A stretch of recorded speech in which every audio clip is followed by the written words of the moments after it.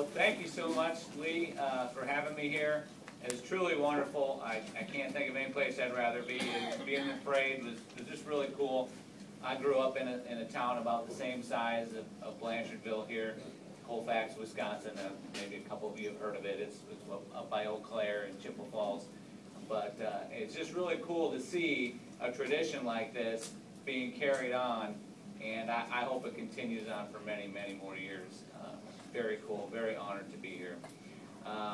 Pretty much Lee gave you my career in a nutshell there. You know, why am I qualified to stand up here in a goofy monkey suit and talk to you all?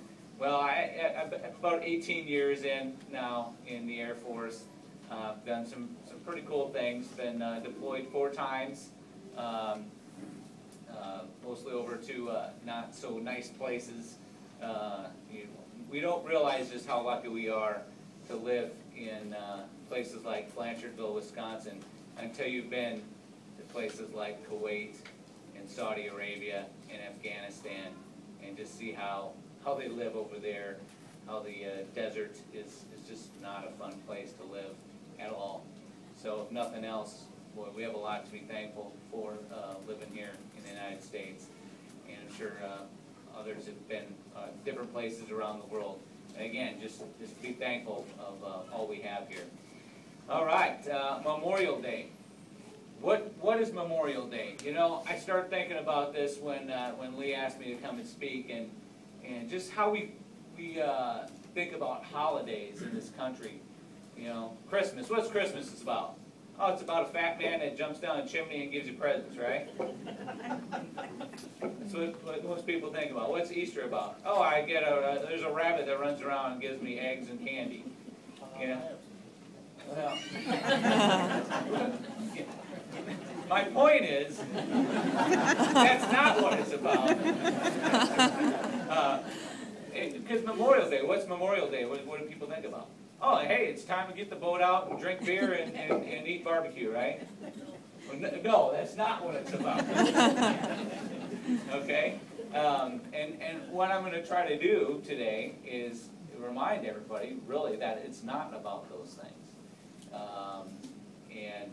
As a pastor, I'll leave that up to him to teach you what Easter and Christmas is about. But Memorial Day.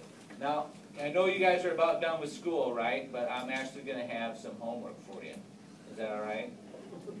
What? You should see the look on her face. Don't worry, it's easy homework, and I won't even grade it. It's pass-fail, okay? So it's up to you to do it. All right, so there's 3 things that I'm going to talk about that I think about for Memorial Day. And yeah, usually we just think about, okay, yeah, people have died or whatnot. But I think there's some, there's a few more steps that we can take to that. So most of the time we think about, yeah, people who have fallen in combat, and I Googled, American deaths, and it's kind of weird. You can get anything off of Google, of course.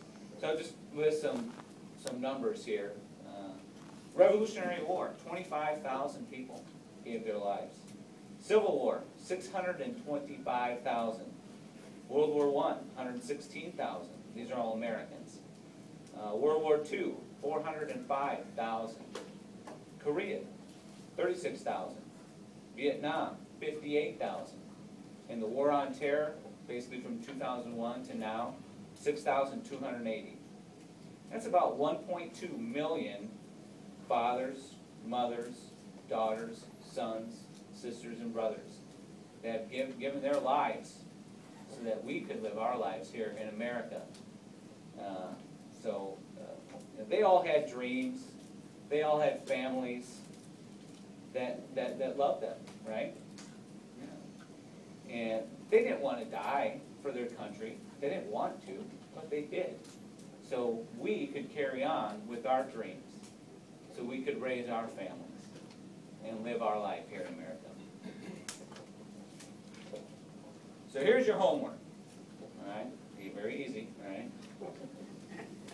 If you personally knew someone who paid that ultimate price, do something today or this week or this month, anytime, to honor them. Maybe someone in their family is still alive. And you can call them up, maybe talk to them, and hey, let's look at some pictures or something. Let's look at some memorabilia that so-and-so had or wore or something like that. And what could be better to do than to honor that person who gave their life in defense of our country? Make an effort to call someone, like I said, and I think that will not only help remember that person, but then maybe the person that was close to them too. It will bring some remembrance to them. And that's something that I think the youth, especially in this crowd, can do. And then thank them for the memories that they have, and it can bring peace to everyone in that. Okay, there's a second thing that we can do. I think we can honor. It's similar to the first thing, but think about someone who has survived combat, but is no longer with us. About 1,000 people a day that were World War II vets leave us. That's a national treasure that's slowly going away. And I know my grandfather passed away about a year ago, and I'm certainly thinking about him today. And I bet you just about everybody in this audience has someone that they can think about that served in World War II. And it's not just World War II, again, any conflict. But certainly our World War II vets are passing before our eyes very quickly. While they may have lived longer lives than the ones who died in combat, many of the veterans carried very heavy burdens throughout their lives. This is the burden of guilt that many bore. I know this because I'm a history major, and I did some work. I did some stuff. I interviewed a B-17 pilot in World War II, and he carried a tremendous amount of guilt throughout his life because of the men that he flew with that died in his crew and in other airplanes. And a lot of times I know that people didn't realize that he carried this guilt. So again, I think that's something that we can do today is talk to someone that you know that maybe is still surviving from combat, or talk to them, or their family members, I should say, and you can learn a lot from that.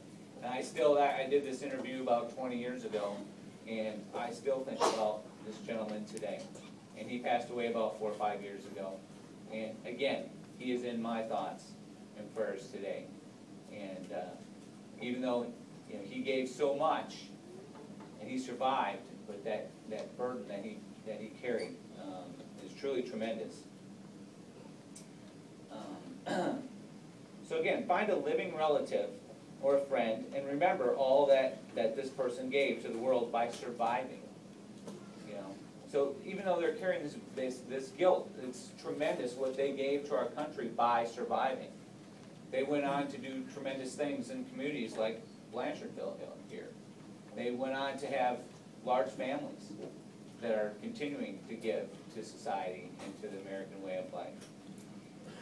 So again, a little bit of different spin on Memorial Day there, but I think it's important to remember what the survivors of our wars brought. And please, everybody, think about them. Finally, the third thing that I think that we should think about today, I think we should remember those who have or are still serving. All right? They too might be suffering from the guilt I talked about. This can be painful, but perhaps you could talk to someone about their time in the military. It's an individual decision if they want to talk about it or not. You can't force that on them. But sometimes, just talk about it a little bit, and you'll be surprised. I know my uncle, he didn't talk about Vietnam for many, many years. And just in the last couple of years, he started talking about it. And it's pretty interesting, the stories that he's told me. And he would not talk about it at all. And now when I'm at family functions, I'll ask him things. And it's pretty, I think it's a healing process, and it takes a long time. You don't know how long it's going to take, but it's, again, those memories are treasures that will leave us someday, and it's a shame. So try to see what your family and friends have done, what they've gone through. It'll help you understand America. It'll help you understand them a little bit more. So regardless, if someone who has or is still serving is suffering from something, we still need to remember their sacrifice. I know I have lost a marriage, Christmases, birthdays, Easters, confirmations, and countless other special days because of being in the service, being gone, being overseas. Those are days I'll never get back. Things that my daughters have done that I've just totally missed out on. So please remember that everybody that has been in the service pretty much has lost those days, those special days. And that is a great sacrifice. But also know that we do these things freely and willingly. It is what we believe in. It is what we are trained to do. It is our American spirit. So despite all the sacrifice and burdens our military members make and carry, it is my belief that very few, if any, would do it any differently, even if they could. Thank you very much.